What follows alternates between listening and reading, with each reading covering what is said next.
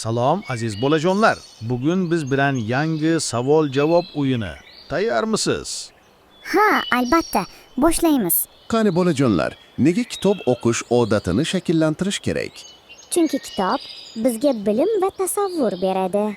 Nega hovlini toza saqlash muhim? Chunki tozalik sog'lom hayot demak. Qani kim aytadi? Nega yomon odatlardan uzoq bo'lish kerak? Chunki ular kelajagimizga zarar yetkazadi. Nega ota-onani xafa qilmaslik kerak? Chunki ularning duosi bizga kerak.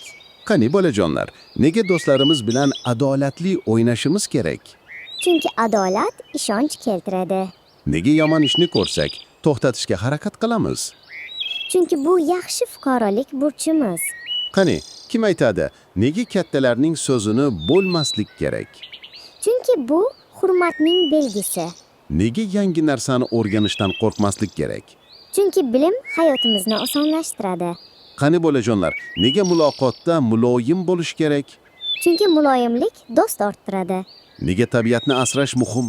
Chunki tabiat bizning uyimiz. Qani bolajonlar, nega uyda navbat bilan gapirish kerak? Chunki hamma o'z fikrini aytish kerak. Nega yolg'on gapirmaslik kerak? Chunki yolg'on ishonchni yo'qotadi. Qani, kim aytadi? Nega o'z narsamizni joyiga qo'yish muhim? Chunki bu tartib va intizomdir. Nega maktabda chiroyli gapirish kerak? Chunki bu odob belgisi.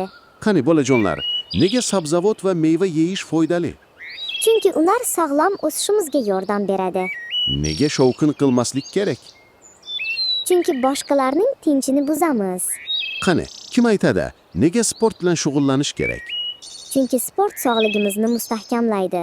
Nega ota-onamizning gapini eshitish muhim? Chunki ular bizga yaxshilik tilaydi.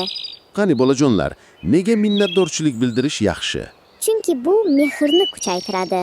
Nega yordam qo'lini cho'zish buyuk ish? Chunki yaxshilik qaytadi. Juda ajoyib. Bugun yana ko'p foydali narsalarni o'rgandik.